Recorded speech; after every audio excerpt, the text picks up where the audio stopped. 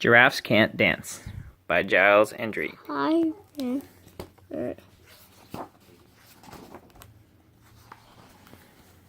Gerald was a tall giraffe whose neck was long and slim, but his knees were awfully crooked and his legs were rather thin.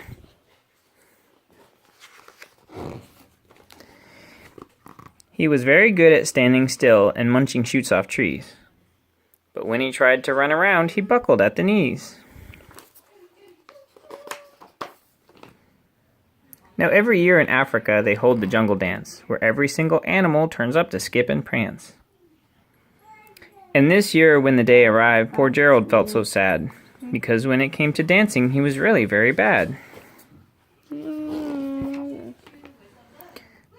The warthogs started waltzing and the rhinos rock and rolled. The lions danced a tango that was elegant and bold.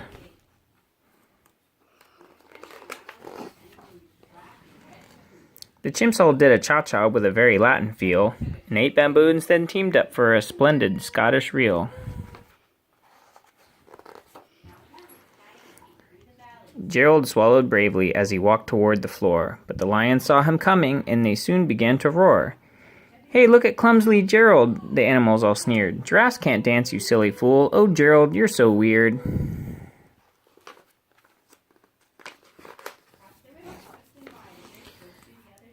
Gerald simply froze up. He was rooted to the spot. "They're right," he thought. "I'm useless. Oh, I feel like such a clot." So he crept off from the dance floor and he started walking home. He'd never felt so sad before, so sad and so alone. Poor Gerald.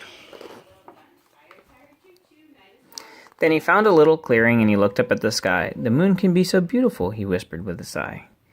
"Excuse me," coughed a cricket who'd seen Gerald earlier on, "but sometimes when you're different, you just need a different song." Listen to the swaying grass and listen to the trees. To me, the sweetest music is those branches in the breeze. So imagine that the lovely moon is playing just for you. Everything makes music if you really want it to. With that, the cricket smiled and picked up his violin. Then Gerald felt his body do the most amazing thing. His hoofs had started shuffling, making circles in the ground. His neck was gently swaying and his tail was swishing round.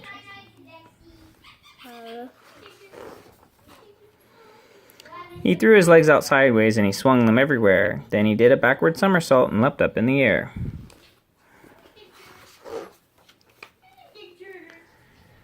Gerald felt so wonderful. His mouth was open wide. "I am dancing. Yes, I'm dancing. I am dancing," Gerald cried.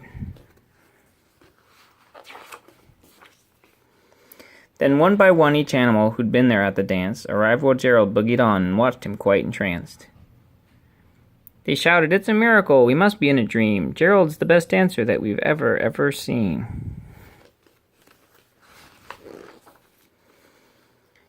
"How did you learn to dance like that? Please, Gerald, tell us how."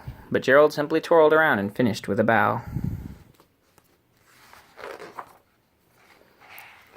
Then he raised his head and looked up at the moon and stars above. "We all can dance," he said, "when we find music that we love."